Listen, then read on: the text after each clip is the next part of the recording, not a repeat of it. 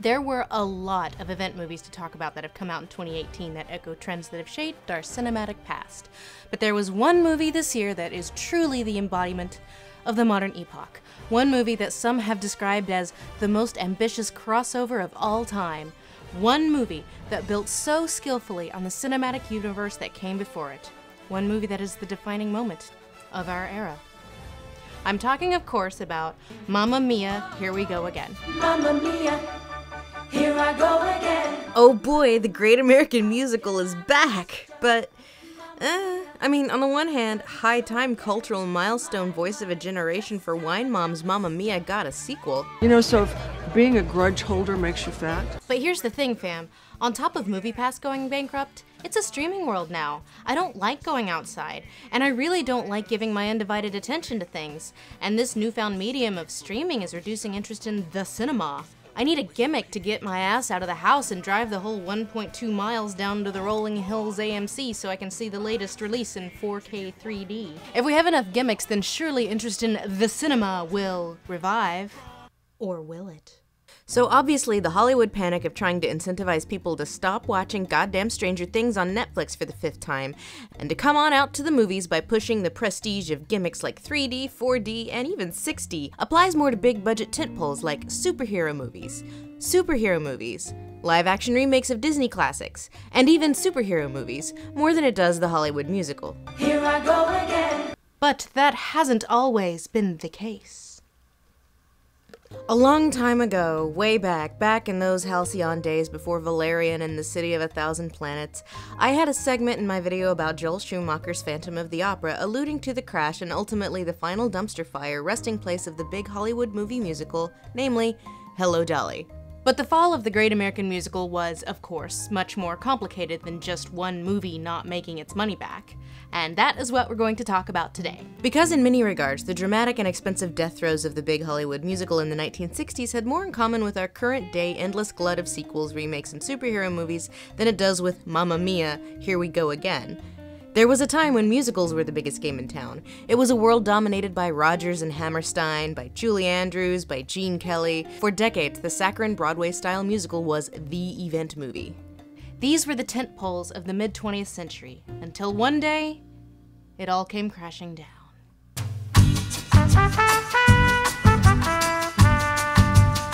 With the advent of talkies, it wasn't long before musicals found their way onto the big screen. First through musical shorts featuring popular performers, and eventually full-length features.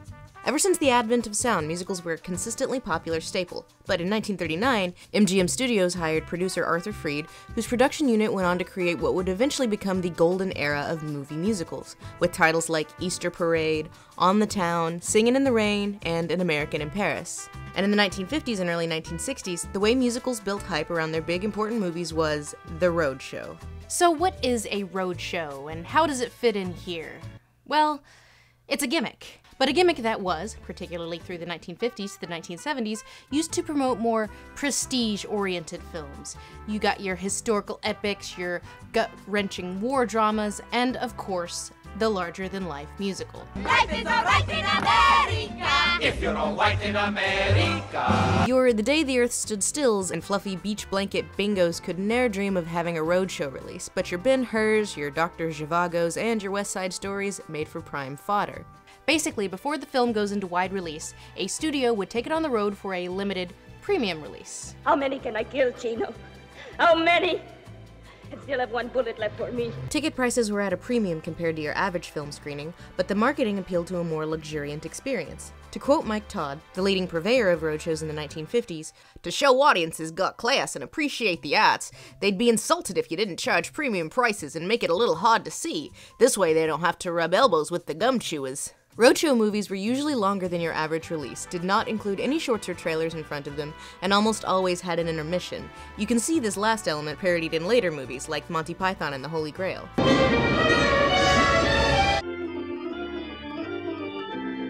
Roadshow movies were presented with pre-recorded overtures, entr'actes, and exit music to mimic an actual night at the theater. They almost always included a number of souvenirs and accoutrements for audience members to take home with them, including programs, pins, and all sorts of licensed merchandise. So if you're wondering who the f would ever buy a $12 Infinity War popcorn bucket, well, there is a precedent for that sort of thing. And to be clear, roadshows were not only for movie musicals. Gone with the Wind saw massive success with the roadshow marketing campaign, just that the format of the musical lent itself well to the roadshow, making them the most common and often the most popular. In effect, to buy a ticket to a roadshow movie was to build prestige around the movie, to make it feel more like an evening night or a Broadway show than just celluloid print. And if this sounds like a really expensive ploy to get butts into seats, it's because it is. Which is why most of these films had a roadshow in a limited release and ended up getting a theatrical cut wide release to most mainstream movie theaters. But a successful roadshow garnered not only premium ticket sales and more rentals from regular theaters, but also great word of mouth for a wide release, making them, best case scenario, a risky but profitable marketing method. So this marketing strategy works well for big budget movies for decades, and all seems well and good, but as movie studios were throwing this promotion at everything and anything being made, as well as hitting almost toddler levels of managing film budgets themselves, comes the 1950s, and there's a new game in town. When you can get this wonderful new 17-inch Westinghouse set at a modest price. But here's the thing, fam. On top of the communists ruining everything, it's a television world now. I have TV dinners to make, and going to the movies makes it really hard to milk any sweet drops of affection from my loveless marriage. I don't want to haul ass all the way out of the house and drive 12 miles to Los Angeles to the Carthay Circle Theater. Why would I pay more to see a movie that's going to get a wide release in a few weeks anyway, when I can watch Bonanza on the television from the comfort of my own home? Some recognize the increased dependency on huge roadshows as a dangerous game. According to Films and Filming in 1963, should these gigantic investments achieve the desired outcome, Hollywood may well have found the definitive and triumphant answer to the threat of television. Should they encounter defeat, the whole face of the film industry may be drastically changed. Will the public pay the higher prices made necessary by these colossal expenditures? Is there an audience sufficiently large to permit these pictures to emerge without a loss? How many of these fabulously expensive films can and will filmgoers absorb? Around this same time, a string of expensive movie bombs nearly sink entire movie studios. The most infamous from this era being 20th Century Fox's Cleopatra, a bomb of such gigantic proportions that it nearly tipped the studio into complete bankruptcy. Throw in the nascent cultural changes of the early mid-60s, and studios were starting to realize that the whole concept of the roadshow just wasn't worth the investment anymore, an aging relic that signaled it was time to let go and move on. And then, something unexpected happened. Winds in the east. Mist coming in. Mist coming in. Like something is brewing, about to begin. Can't put me finger on what lies in store. But I feel what's to happen. All happened before. The hills are alive with the sound of... The Hollywood movie musical looks like it might be on its deathbed, and who should come along to revive it but Walt Disney and Mary Poppins. The film launches Julie Andrews' film career, ironically after her getting snubbed from being cast in the role she originated on Broadway with My Fair Lady, and it won a ton of Academy Awards, including Best Actress for Andrews. Mary Poppins cost a relatively low $5.2 million to make, and it returned that amount at the box office quickly, and though it did not run as a roadshow feature in the United States, it did in London to great success. Moreover, the film was doing equivalent business to a roadshow release. And Poppins was what really convinced Disney that he should enter the roadshow musical business. We'll get to that. I could have danced all night. I could have danced all night. Then there was Warner Brothers' My Fair Lady, the most expensive at the time production for the Ailing studio, which was about to be up for sale at the time. They cast Audrey Hepburn as Eliza Doolittle. Come on, Dover! Move your blooming arse! A big star with a weaker voice to replace the Broadway originator of the role, Julie Andrews. And not only does the roadshow gambit pay off with a huge hit, it nets 8 Academy Awards. The best picture of the year is My Fair Lady, Jack L. Warner. But then, oh boy, here comes the big guns. The hills are alive with the sound of music. The Sound of Music is a big 1950s style musical smack in the middle of the 1960s. and it does record box office numbers for a Roadshow feature. The Sound of Music effectively single-handedly reversed the box office disaster 20th Century Fox had with Cleopatra. So when it looked like the big musical juggernaut was finally dying as the event movie trend in Hollywood, 3 big box office musical smashes happened one right after the other, along with a wave of prestige that seemed to back up the phenomena. My Fair Lady, Poppins, and Music were nominated for a combined 35 Oscars and garnered a total of 18 wins. And studios lose their shit. So what do they do in the face of these massive successes? You gotta chase that trend. But the earlier prevailing wisdom was that roadshows and big body 1950s style Hollywood musicals were on their way out, and that was not wrong. They were very much on their way out. But studios were going to ignore this, to their own downfall.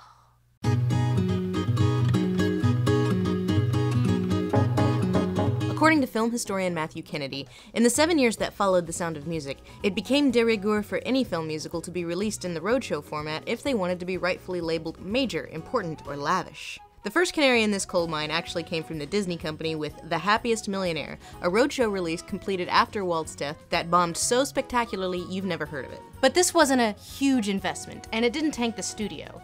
Other studios did much, much worse. Camelot! Warner Brothers wants to recapture the success of My Fair Lady with another popular Broadway musical vehicle, Lerner & Loewe's Camelot, a romantic love triangle story based on T.H. White's The Once and Future King and a personal favorite of the Kennedy family. It was, by all accounts, the production from hell. Super expensive attention to detail of historical accuracy inflates the budget and causes delays. It featured the cast, mostly from hell, namely its star, Richard Harris, who was drunk to a point of liability on set and constantly in giant fights with the producers. Its third-party star as Lancelot, Italian actor Francis Nero, barely speaks English, and the production is plagued by delays. Most of its tremendously costly shoot in England is unusable. And all of this is going down while Warner Brothers is being sold, and the studio's basically like, f*** it, whatever, just get it done. Ultimately, the film ends up costing $15 million, making it the second most expensive Warner Brothers production after My Fair Lady. And in the midst of all this, roadshow prices are flipped up from $2 to $6. And as we all know, raising prices for the exact same product for no reason to see the exact same thing is a great way to get butts into seats. Critical response to Camelot is dire. Whereas The Sound of Music got ripped hard for its sentimentality but not much else, Camelot is almost universally panned, not just for its dated sense of traditionalism and sentimentality, but for a lot of technical reasons. Also, in contrast with musicals like The Sound of Music, no one gave a f*** about Camelot the musical before the film version, it having closed on Broadway in 1963 after a modest 3-year run. It didn't have the fervent fan base of other Broadway shows, nor did it have any artistically inspired moments a la Mary Poppins. And by 1967, movies like this are starting to feel like a relic. Isn't that Malcolm there?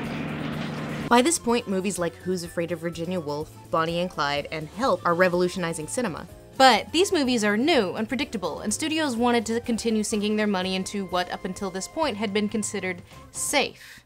It's incredible. It's impossible. But it's true.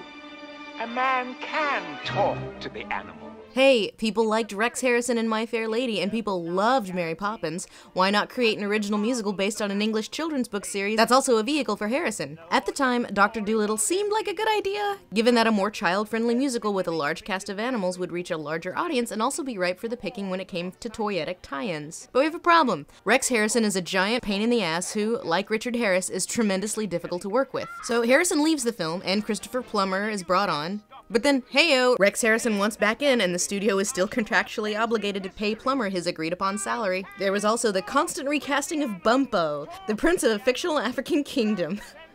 Yikes. Bumpo was originally supposed to be played by Sammy Davis Jr., whom Harrison refused to work with. Said Harrison, "I don't want to work with an entertainer, I want an actor, a real actor, not a song and dance man." But eventually the part was finally reduced, given to relatively unknown character actor Geoffrey Holder, who had his name changed to William Shakespeare X. God, this just keeps getting weirder. Oh, and animals. Oh, animals. $2 million of the budget were allotted to the animal-related costs, quarantine fees, which included a lot of giraffe-related mishaps, between one dying on set, trying to get Rex Harrison to ride on one, and a 3-day production delay that happened when, according to Doolittle choreographer, the giraffe stepped on his own cock. The film ended up costing $18 million, triple the original budget. And the final result is a mess. The Roadshow for Doolittle became more of a focus group. They were editing it as they were taking it on the road, trying to trim it based on audience reaction, which was tepid to negative throughout. All this to say nothing of the exorbitant amount of merchandising that accompanied the movie. With over 300 official pieces of Dr. Dolittle swag, from bikinis to pudding mix, worth $200 million, little of which sold. To quote a Fox promotion staffer years later, that f***ing Dr. Dolittle killed off merchandising tie-ins.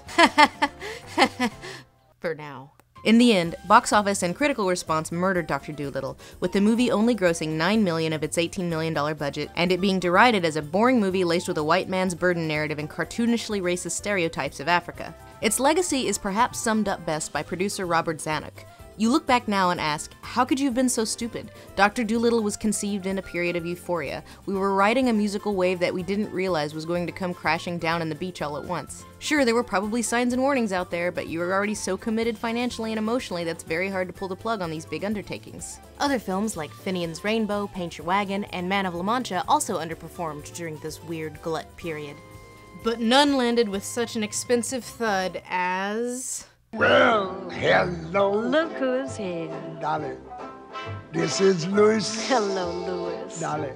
On paper, Hello, Dolly seemed like a natural for film adaptation, a light-hearted romantic comedy that swept the Tony Awards in 1964 with a then record-breaking 10 wins. The casting of Barbra Streisand was bolstered by the success of Funny Girl a year before the film's release. Don't tell me not to live, just sit and putter. Life's candy and the sun's a ball of butter. Cementing Streisand as America's darling. But even then, the studio was ignoring how miscast Streisand was. Dolly Levi is supposed to be like middle-aged, she's in her 50s, and at the time, Barbra Streisand was...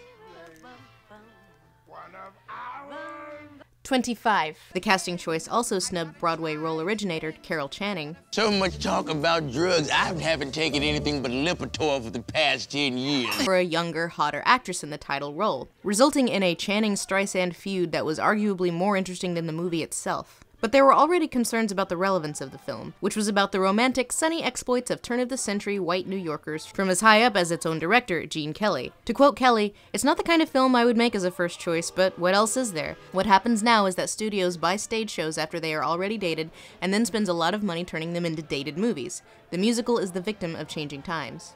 So even director Gene Kelly kind of knew that this was kind of a bad idea, but they went ahead and made it anyway. Initially, Dolly was given a budget of $10 million, with $1 million alone going to Barbra Streisand. Of course, this too fell into budget hell. Adding to that was a clause in the contract that Fox had struck with Broadway producer David Merrick.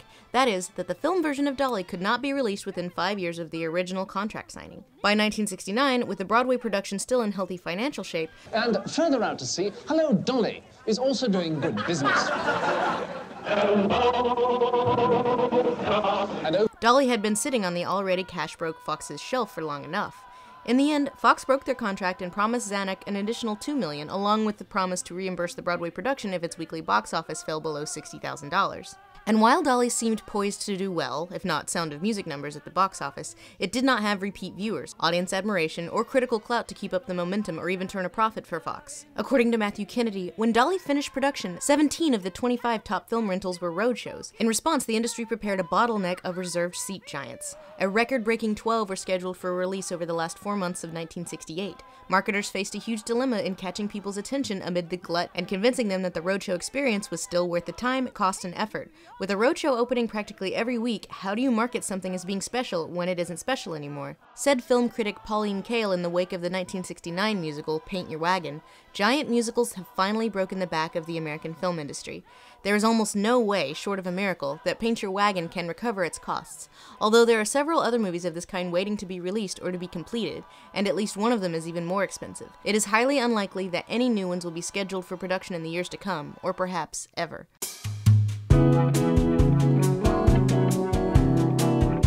There were outliers to this trend, like Fiddler on the Roof and Cabaret. Fiddler was given the roadshow treatment, but carefully, and it sported no budget-breaking stars, names, or elaborate sets. Cabaret was not a roadshow, and very much falls into a more experimental, countercultural rubric that has little in common with films like Dolly. According to Matthew Kennedy, Fosse made a musical for people who hated musicals. This wasn't the death of the musical, but it was the death of a certain type of musical. But at the same time, it still speaks to this continued Hollywood truism. Hollywood digging into certain ideas on what it considers safe, long after these truisms are no longer true. Said Pauline Kael in her review of Hello, Dolly, "At just the time for great new movie musicals, the moguls who can't see further than the end of their cigars tell us that the form is dead. Daryl F. Zanuck says you can't make little musicals, and the rest of the industry seems to concur. I think they're dead wrong. I love musicals, but I hate big, expensive musicals because I have to wade through all the filler of production values to get what I want to see, and I suspect there are millions of people who feel the same way."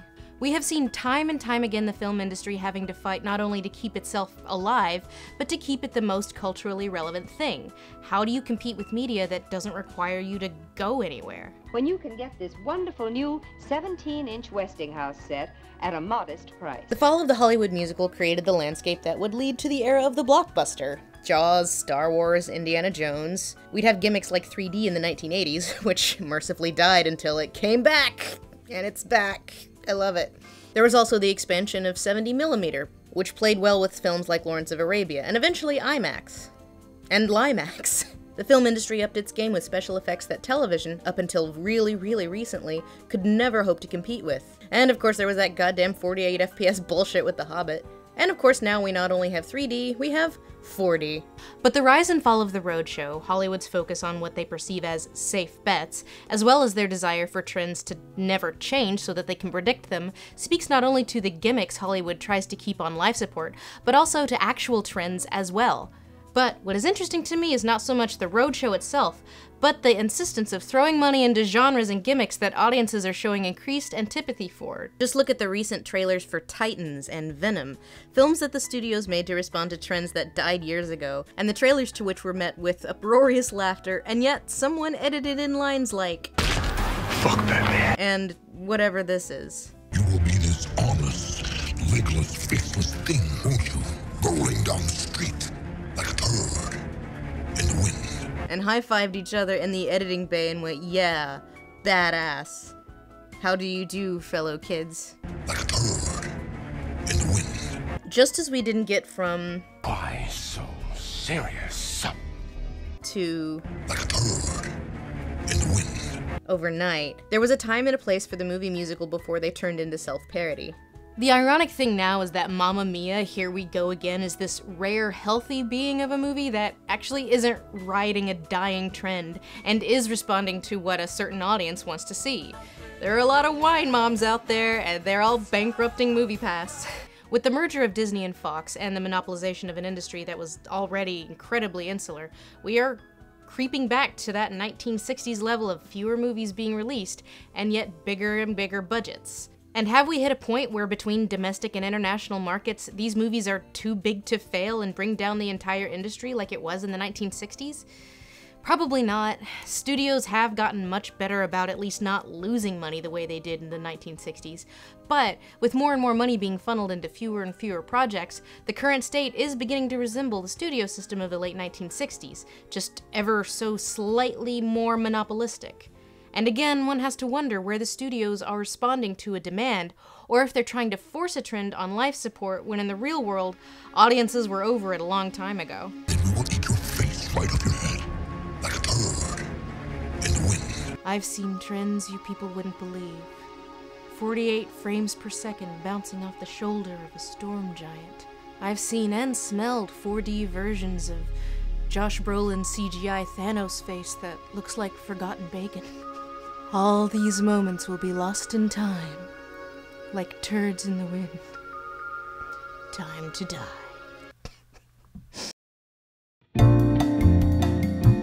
Who are we shilling for today? Oh, it's Skillshare.